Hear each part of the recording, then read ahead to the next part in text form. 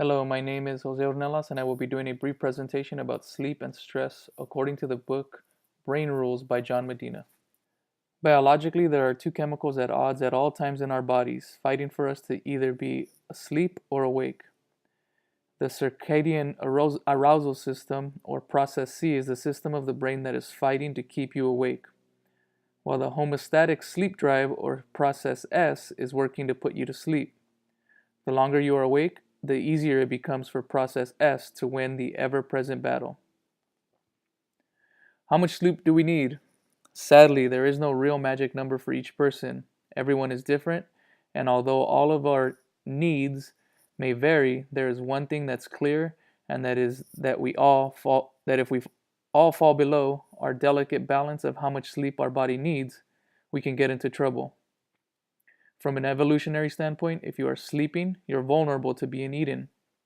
Neurologically, as outlined in the vignette on our disc jockey challenging to keep himself up for 3 days straight, you begin to literally lose your mind. You begin to hallucinate, and even paranoia and psychosis set in. The physical aspects of sleep deprivation over time really shocked me. Apparently, only after a few days or weeks of being subjected to a lack of sleep, your internal organs begin to show degradation and show signs of advanced aging, as well as the fact that your metabolism begins to go off balance and the way your body breaks down foods is affected.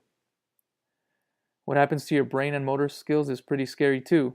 Lack of sleep begins to affect one's ability to problem solve efficiently, and manual dexterity and fine motor skills are affected without proper rest. One study showed that 60% of one's cognitive skills dropped when tested in being able to handle complex military equipment just after 2 nights of inadequate sleep. The interesting part about sleep is that your brain never really fully shuts down, and it is said that a lot of what was learned throughout the day is reinforced during sleep cycles, and this actually solidifies what you have learned. In a study of problem solving where students were able to find a shortcut to a math problem, students who had sleep between returning to solve the problem showed dramatic improvements compared to those who were asked to work on the problem straight through. This gives new insight about all those nights in college cramming for exams. Another study also showed the effects on grades of those students who consistently slept under 7 hours, and the results were not good. Return of the nap. According to the research, our bodies biologically call for a short nap daily. We just ignore it. In a study conducted by NASA, flight crews which took 26-minute naps during a flight showed dramatic improvements in awareness and reaction times compared to those who did not take a nap. What could this mean for the workplace or schools? I'm hoping it's a return of nap time, or as called in many other countries. What is stress? This question is actually really hard to define, as stress is different for everyone, and our body's own biological functions don't help send a clear definition of what should happen in each situation, as what is stressful for one person may not necessarily be stressful for someone else. Take, for example, my amazement when I discovered that walking up or down a flight of stairs that you can see through, in other words, was a skeleton staircase, was a horrifying experience for my coworker. Some stress is good. An interesting aspect about stress is that not all stress is bad. The body actually does some amazing things and can become more efficient when small doses of stress are present. Reports of having improved cardiovascular activity are connected to small doses of stress. Some people work or feel more productive and actually perform better under pressure. And in dire situations, many people have had superhero-like strength or have done some amazing things when put in a stressful situation. Too much stress is bad. Over long periods of time and in high doses, stress becomes your enemy. In the cardiovascular system, it builds plaque in blood vessels, which can lead to heart attacks if they build up in the heart, or strokes if they build up in the brain. Too much stress can actually weaken the immune system, which can lead you to getting sick or unable to fight off infections. High amounts of stress can also lead to memory loss through a build of cortisol in your brain and a lowered ability to problem solve.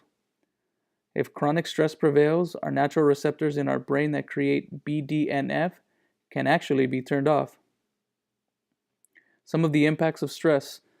Stressful situations at home or in the workplace can be very detrimental to learning for school-aged children and costly to businesses in the workplace. as illustrated by Medina in his own experiences from his parents' divorce, as well as his mother's dealing with stressed children as a teacher, we get a huge sense about how difficult it is to teach children who are undergoing stress at home, and how difficult it is to learn when your body and mind are not an ideal place for it. There is some good news. As detailed in his book, Medina offers some great insights on what people have done in the past regarding being proactive in teaching prospective parents and newlyweds on how to handle difficult times in marriage and parenting. I have long thought that this approach to education and community outreach is the way to go, but many times the focus of schools and districts is to stay away from such topics as not to offend or simply focus on the aspects that a school does have control over, which only deal with the time students are at school. This reminds me of a research project my son and I were working on pertaining to flooding for his school. I hope I'm not making too far-fetched an analogy here, though. One of the resources we found stated that although $13 billion was spent on preventing floods along the Mississippi during the flood of 2011, the money spent saved an estimated $350 billion of flood damage, which would have occurred if these measures would have not taken place. Something I think we as a nation should consider when looking at being proactive about preventing stress and mental health issues. Thank you for your time, and I hope you enjoyed learning about sleep and stress and how these factors can affect your health and overall learning.